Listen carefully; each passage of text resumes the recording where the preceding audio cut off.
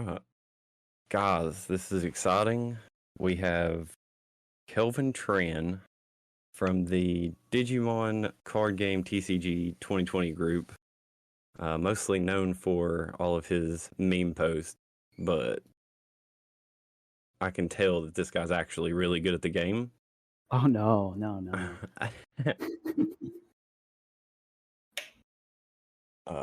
Posted many janky deck lists, and uh, anytime you've heard the podcast, you know that we all love janky deck lists.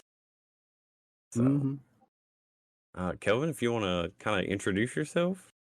My name's Kelvin. I've been playing Digimon pretty much like since the first 6 months, back when it was like almost impossible to get product. So, uh, yeah, it's been quite the journey so far. I've loved the game ever since.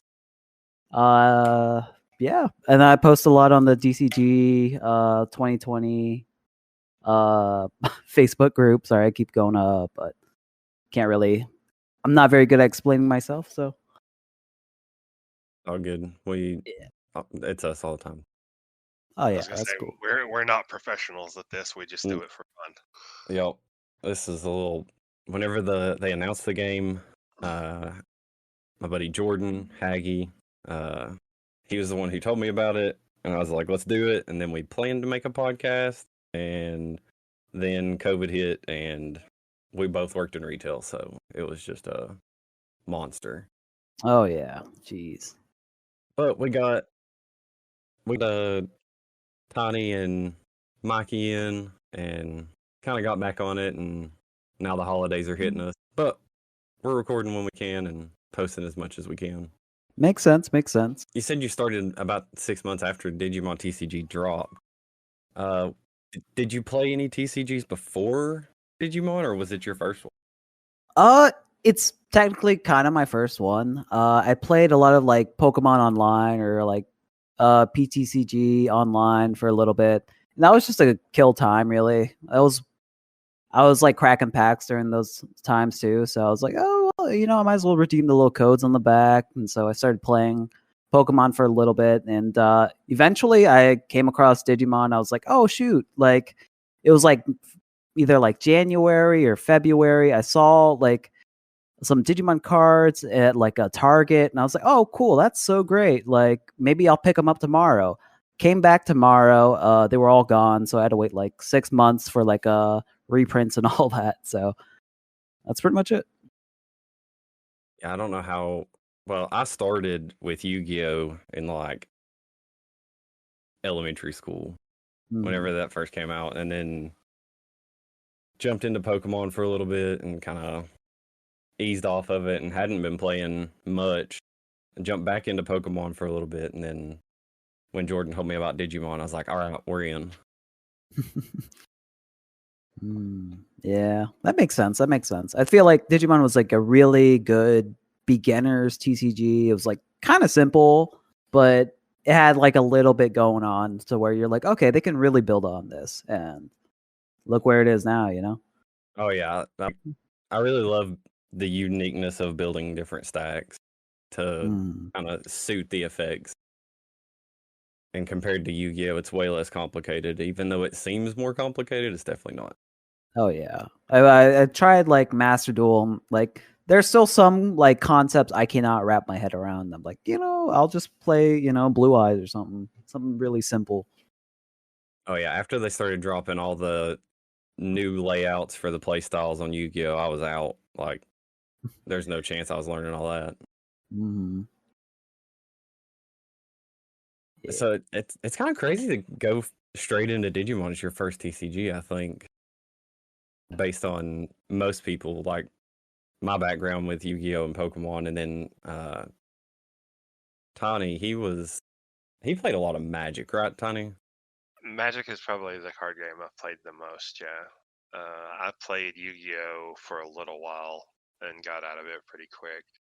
And I did play Pokemon, but the issue is that at the time that I played Pokemon, there was nowhere around here to play, and I didn't know anybody else who did play. So I really didn't play Pokemon. I just knew how to play and like tested decks by myself.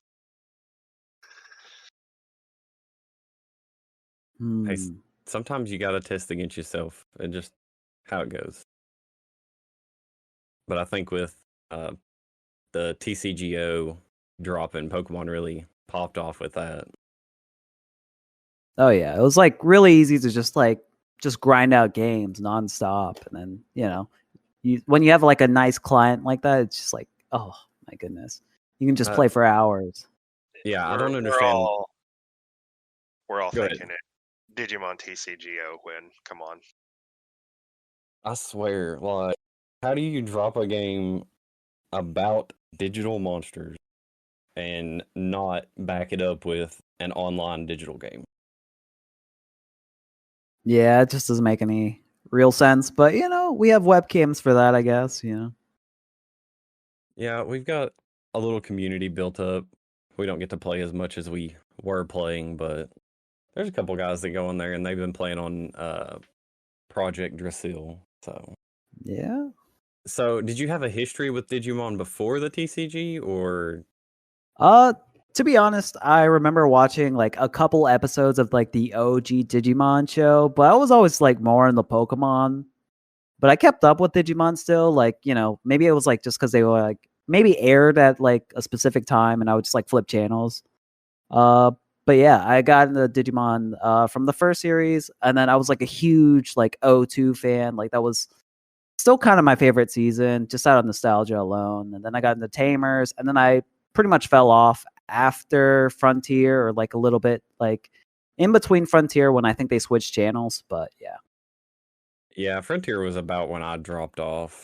I remember watching Tamers heavy though. Yeah, Tamers was oof, it still is a masterpiece to this day. So So who's your favorite Digimon? Like out of all of them, who's your go-to? uh it's hard to say, but I think I have to go with Mamimon. At first it was like a bit of a meme, but I was like, okay, I kind of like this Digimon. And then the more I got into like playing the Mamimon deck, I was just like, it's actually really fun. It's a cute little ball guy. I mean, who can't like that? So Yeah, Haggie's really big into Mamimon too. One of his pets that he always kind of falters back. I've had some good experiences with Mamimon. I had him in the newer one, BT11, I think. mhm. Uh, I was playing him in my Justimon deck and dropped him, went into Rio, and then top decked my Justimon that I needed, and then went in with the OTK like turn two. Mm. Oh yeah, that card's like actually kind of cracked when you really think about it. Top 5, play a tamer. I mean, that's insane. Oh, and then you get to pick if it goes back on top or bottom. Oh That yeah, you just set your entire draws up for the next turn, or just get rid of things you don't need. So, yeah, set that stack up. hmm So with Digimon being your most played TCG, do you have a certain play style? I tend to vary it from like just set to set or just day to day. Really, like I really love a control style deck, but I don't think security control is really my thing. I've always liked, I don't know, like Gallantmon, for instance, with a little bit of control there. And I was like always a huge fan of like fast decks too. But I can play slow too. I think that overall it just really depends on the mood or the day. I mean, I've got like a billion decks like lined up, and it's just been, some of them have been sitting there for a while, but it's like it ranges all the way from like, I don't know, Rosemon, Examon to like Mamemon and like some other stuff like that. Yeah, like Wargreymon, that sort of thing. Oh yeah, I like playing control. Like that's definitely my play style. I stick Mhm. to that. I can't handle the aggro like OTK decks. I want to mess with my opponent before I take the win. Oh yeah, I definitely feel that too. Because I like having a little bit of interaction, which is why like BT9 was probably my least favorite meta of all time, just because it was like all OTK decks, and regardless of what color OTK deck it was still like, oh, okay, if I don't answer this in like a turn, I just lose the game. So Yeah, I don't want a game to drag on for forever like with security control, but being able to enjoy the play and not, oh, if I don't do something, it's over. Exactly.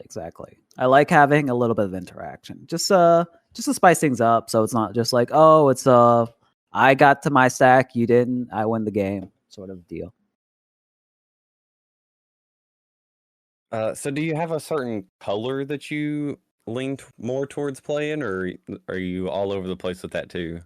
I'm pretty much all over the place with color. Originally I was like really into like black decks for like the defensive stuff. And I liked green a little bit for like the board control. Like I used to really love like Saris Mon, for example, back when she was like really, really good. But lately it's just been whatever color suits me right now. Like I feel like color identity is kind of like lost these days, but it's still there, I guess. So I it's real. can definitely agree with that. You see all these cards coming out and they're like bouncing all over the place in what they're doing, and you're like, well, that was red's thing, not green's thing. Yeah. Color identity is it's a little muddier now, but I don't necessarily hate it. So. Oh yeah, and plus with the O2 set that's coming out, all these colors all in one deck. Oh yeah, 3 colored cards are coming. That's crazy. So Tiny got in right around, was it BT9? My first Digimon event that I played out was the pre-release for BT8. Ooh. Yeah, and he came in guns a-blazing. Like, he bought 2 Gallantmon starter decks and was kicking everybody's ass. Yeah, BT8 was like a great time to get into the game. I don't know. See, I didn't initially build Black Horde Greymon, but Black Horde Greymon has been my staple deck for the longest time, like longer than any other deck. But I didn't build Black Horde Greymon whenever BT8 was new. It wasn't until late BT9 that I actually built the Greymon deck. And he doesn't play the typical red aggro. He is all about the black control. Yeah, I run black base control Black Horde Grey X. I can respect that. I've like played against like a Machine Dramon player who has like the new starter deck, Greymon cards, just like the low end, and it's just been annoying me because it's like I forget that it's an all turns effect where an attack is like redirected to gain memory, so I just like screw myself over, and I'm just like, gosh, if only I read those cards. But yeah, like the black base is really, really interesting right now. It's like you have an ice wall on command. Mm-hmm.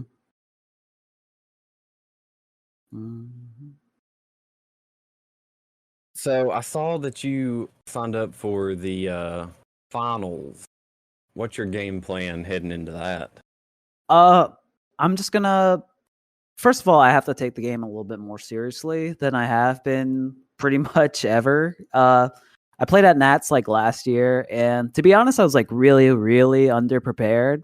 And while I did all right, I went like I think 4-4 or something like that. It just wasn't it just didn't feel like I put enough effort to really enjoy my time there. So I really just want to try as many different things as I can and really just find a deck that really resonates with me. Yeah, because right now I'm still at a loss for what I'm probably going to play for that. And yeah, it's just Definitely going to be a lot of testing for you in between now and then. oh yeah. I'm definitely starting like BT 14, which is like probably Friday. I'm just gonna really hit the books and just really try to do a little bit more playtesting in general. Because it's like I go to locals every Monday or something like that, and that's kind of the extent of my playtesting half the time. So now it's like, okay, I kind of actually have to play like online games and just like grind out matches and just like relearn the game on a real fundamental level. Yeah, definitely knowing every aspect of the deck. I think that's why I stick with Tyrannomon so much, is I just know what all the cards do and I don't have to learn something new. That makes sense. So though the new Tyrannomon support, the set is like kind of crazy. Yeah. Um, just I haven't been able to play much. Most of our stuff goes on the weekends, and Sunday's our only day for locals. So, Mm. been missing out on that, but I'm still kind of scrolling through pages, mostly seeing your memes on the I TCG group. appreciate that. But I Yeah. love every single one of them. Every one of them hits somebody different and always Mm. starts some kind of conversation, and I love seeing all the conversation on them. I mean, that's really why I post. It's like part like, okay, let's just make a joke out of something, or let's just make fun of a card, but not really, or like let's see if this card is actually like worth talking about or not. But like I think it's overall just been like, hey, I kind of want to see what you guys think about this. Let me start a conversation about it. And it really catches a lot of people, and like some people are obviously not very happy about it, but I can't control how people perceive me. Oh, I love it. I love seeing all of it. Mhm. Agreed. Good stuff. I appreciate that. So how do you feel about the direction of the game compared to what you know of other TCGs?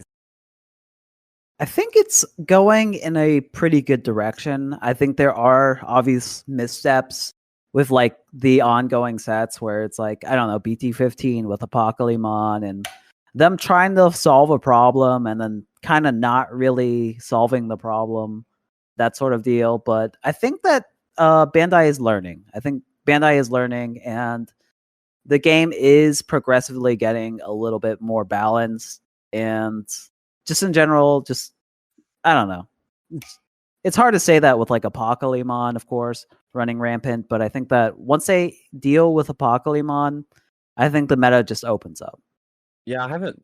I don't look into future sets as much as I Mhm. was whenever I first started.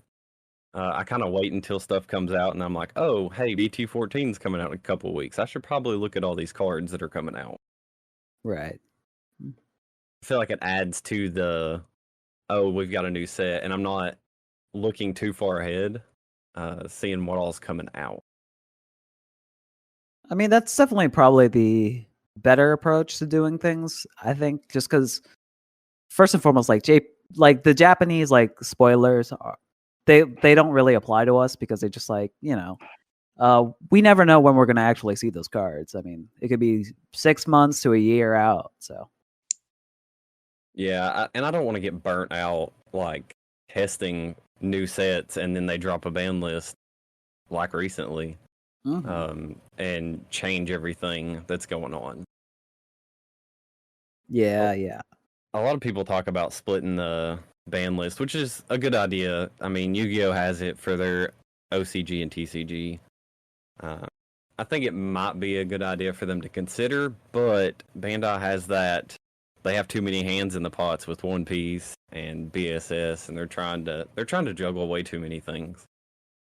Yeah, I feel like they have way too many card games going on, to be honest, and I feel like they really have to focus on like the core ones, I guess. But maybe that's just me. But I think that when it comes down to it, yeah, I think the sorry, I'm rambling here, but the ban listing, I definitely feel like they need to at least stagger them so that we're kind of getting them at least relatively at the same point that they are getting it, because when we're getting hit with like these ban lists before anything's like really all that broken, it just feels kind of like they're just tampering with our meta way too much. Right? They're using their meta as a testing on, and then whatever comes to us is what they want the future to be for it. Exactly. And I mean, I agree with some of them. Like, I feel like, maybe X4, or Shoutmon X4 was a little too good at that point in the game. But also at the same time, it's like, how do you really sell a set when you're like kneecapping the very deck that the set's based on? Right? They drop that set, and then like what 2 weeks later, they're like, "Hey, we're banning this." Yeah, like have fun for like the next week because it's gone.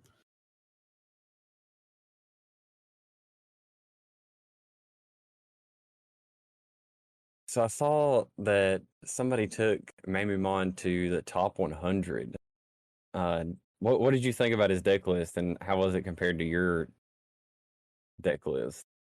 I'll have to pull it up, but from what I've seen, I think they built the deck honestly better than I did. I think that there was very minimal changes, honestly, but the changes that they made were probably better than what I did. I feel like one of the biggest things was like their removal option. They ran like one ultimate flare. And in my playtesting, or at least at regionals, I really, really could have used like some sort of ultimate flare. But instead I was running DG Dimension or something like that. And it just wasn't enough, or it just didn't hit the right things, because I really needed to be able to blow up like big stacks. And DG Generation it's just not that card. It can hit like 7 costs or something, but in a meta where there's a lot of ultimates that are like 8 cost, it's just not it. Yeah, that was CK from Valley Boys on YouTube. I told him, I sent him a message. We're gonna have to get him on too. Talk to him. He posted. It was before Beelzemon Advanced deck dropped. He did a Beelzemon deck, and he got top 32, I believe. Mm. And that was pre actual Beelzemon deck. Jeez, that's insane. Yeah. Mm-hmm. So, Tony, you got any other questions for him? You said you were a really big fan of O2 specifically, right? Yeah. Okay, you've watched the O2 movie, haven't you? Yeah, I've watched the O2 movie. Buller Okay. alerts inbound. Yep. Spoiler warning. So, what were your thoughts about the O2 movie? I thought it was something that I honestly didn't know I needed to see, I guess. Like in the sense that it was literally not something that I was expecting. I was expecting, loud, boisterous kid movie, lots of action to keep us all entertained. And then really it was like this really focused narrative, and I ate it up. I loved it. It was a little dark at some points, and I was like gripping my seat, like, Jesus Christ, what's going on? But it's just it was I felt like it was quite the experience. And while I don't think it's like one of my favorite movies, I definitely enjoyed it. It was definitely what did I just see? Mm-hmm. It was, but I think the reason it was that way is because they were parts of it that felt very real. Yeah, I can agree. In a movie about digital monsters and an entire other world inside of a computer, they managed to elicit very real feelings of sympathy and probably disgust in more than a few cases. Oh yeah, it was definitely a tearjerker there for a minute. Mm-hmm. It was like a really genuine, almost sweet story at the end of the day. It's like just this really, it was just like a really heartfelt story, honestly. It got to me in a way that I didn't think it would honestly get to me.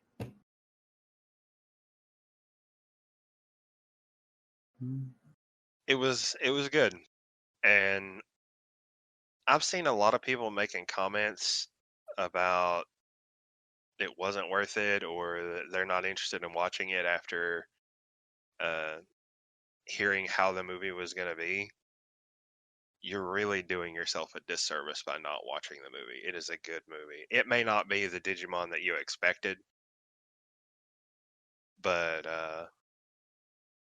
like Kevin was saying, it is definitely the movie that we needed. I think it was good. Oh yeah, like it could have been like this really cynical or like this really cash grabby movie, and it just felt like the writer sat down and they just wrote nothing but heat, and they just like sent it off, and the movie was made. And everything about it, like the more I think about the movie, the more I just learn to love it and appreciate it more. And I'm sure I would feel that way if I like rewatched it again. Oh yeah. So did your movie theater end up getting the cards to give out? Oh yes, yeah. Yeah, we ended up. I think there was about what tops 20 people in the theater, and when we were leaving, they were just handing out the rest of the packs to all of us as we were leaving. Oh nice. Yep. Mhm. I But they think all put of us ended up getting 2 packs apiece, and you got 3, didn't you? yeah, I ended up getting 3 of them. Gee. But did somebody post the new pack cards wouldn't be? Oh, they're not legal until December the 8th. December. Yeah, until December. Which kind of makes sense. I mean, they're not like they're not like as well, I guess what's the word? Well distributed enough to honestly be kind of fair to be legal at the moment, but as soon Right. as they're legal, I think that we'll probably see some play from some of those cards. Oh yeah, I've already seen a couple of posts on the Facebook group and on Reddit where people are posting deck lists of stuff with it. Mhm. Like I feel like that Ukomon and Louis are just ooh. It's definitely a combo for those rookie rush style players. Yeah. Like I think I saw like 1 or 2 like rookie rush deck lists that topped and like a Japanese locals. So I'm like, yeah, rookie rush might be back on the menu. Yeah, I'm sure it's going to make a slight comeback. I don't know if it'll be able to keep up with everything, but I think it's going to make a comeback. Yeah, there's just way too much like low level hate cards out there to really make rookie rush that viable. I think. But you never know. So I'm scrolling through your post history on the Digimon group, and how does it feel to predict Tommy coming back? Uh to be honest, it was a bit of a joke. But I've always felt like Tommy could have come back after like sometime after like BT9, really. Because I feel like yeah, go ahead. I felt the same way. Like whenever X antibody dropped, I feel like Tommy kind of lost his luster. Oh yeah, I feel like the meta has gone so much faster than like hybrid decks can really keep up with. Outside of like red hybrid, I feel like red hybrid was always really really good. So they never really had the they really didn't have to like nerf it or anything. In fact, like it was just always really really good. So, but and that's really just because of how many checks that they can do. But like with like a blue hybrid deck or even a green hybrid deck, it doesn't do enough damage and it's not as fast as like any of the X antibody decks ever were. So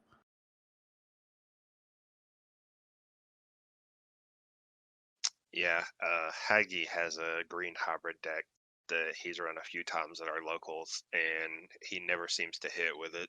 It feels bad. I will say that like BT11 or at Nats, I played against a green hybrid player, and while I did kind of brick, and he did hit me with like I don't know a Grand Del Sol against like my Examon, and Examon can't really deal with the bouncing effects. It was still really scary to deal with, and I've also played the like BT11 version of that deck, and it's really fun when it pops off. So. So what did you take to Nats I last took year? Examon just because I really like that sort of slow, grindy play style. And just like sitting on a big level 7, just like, okay, you can attack, but then you'll just like trash its security or something like that. So it's like I can block with like a big 16k body. And Connie actually just got the last few cards he needed for his Examon deck. Yeah, well, I wouldn't say just. It's been 2 or 3 weeks now, but I did finally put together Examon, and I have thoroughly enjoyed playing it. yeah, it's a blast to play, but I really am looking forward to when they actually release like the promo rookie for that deck, because I mean I feel like the deck just isn't made to keep up with the current meta, especially with all these like different types of removal that aren't just like, okay, I just delete your guy. It's like, oh, now you have to deal with like chaos degrades and all that. So what does the rookie do? I don't think I've seen the promo that you're talking about. Let's see. Let me pull up the promo Dracmon. It's the P92. Let me just see here. During your turn, when you would play a ground Dramon, this Digimon may digivolve into a winged Dramon from your hand for a cost of 3, ignoring its Digi-Evolution requirements. And then its inheritable effect. When you play a ground Dramon, this Digimon may digivolve into a winged Dramon from your hand without playing its memory.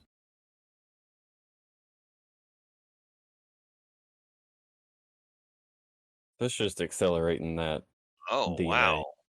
Yeah, it just really helps you get to Xmon, which was kind of the problem with the deck right now. It's just like it's really just hard to get there sometimes, and Wow, yeah, that is a big acceleration tool. I mean, you're still going to give your opponent a lot of memory, but my God, you could potentially turn to Examon with this. That would be insane.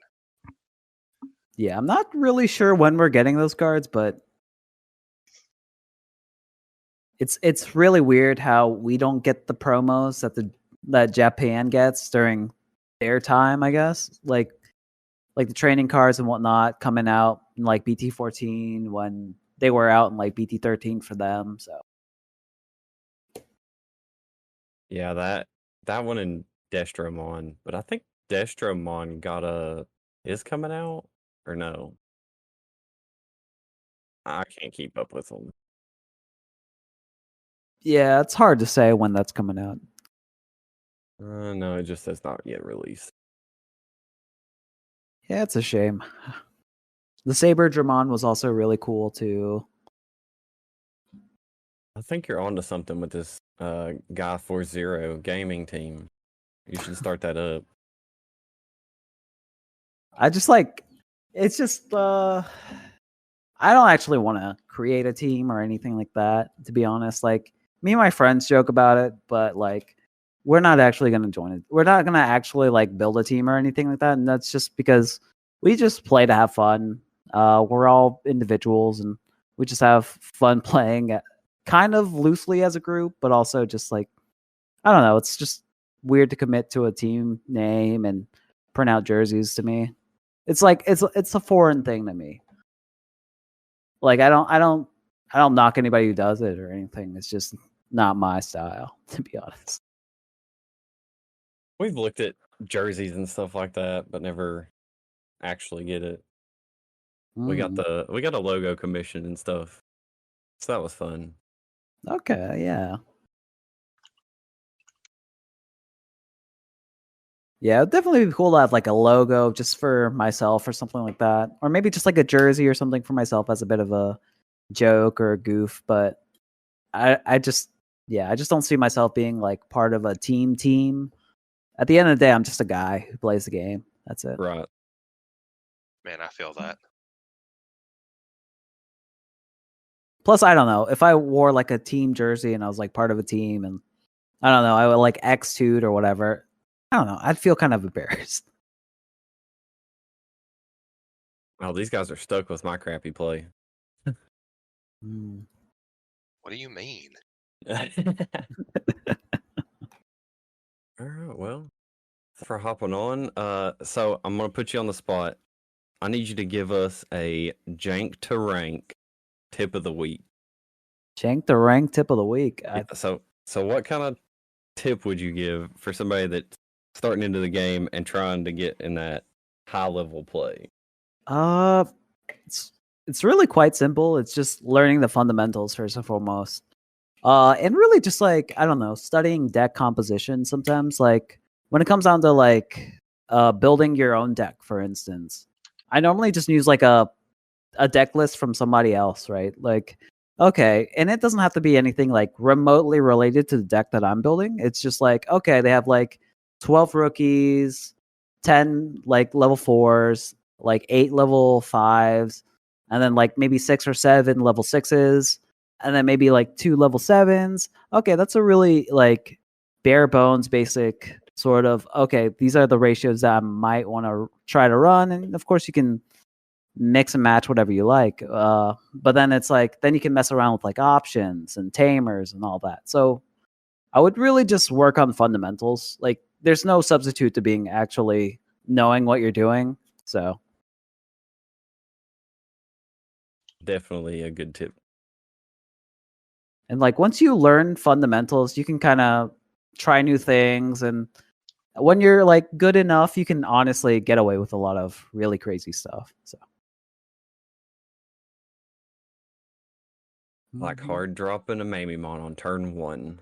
I mean, I've been there before, and sometimes I don't regret it. So I was gonna say you can get away with that way more often than you think you can. oh yeah. yeah. All right. Well, thanks for hopping on and doing an interview with us. I'll have this posted. I'm definitely posting this in the TCG group so everybody can hear from the meme lord himself. Oh yeah, for sure, for sure. It's really great to be here. So All right. We appreciate Thanks for having you. hanging out. Yeah. Keep Thanks on for hanging memeing. out. Yep. Keep the memes up, man. I wake up every morning just to see what you've posted. all right, sounds good. Just let me know if you all ever want to talk again sometime. Oh, absolutely. Mm-hmm.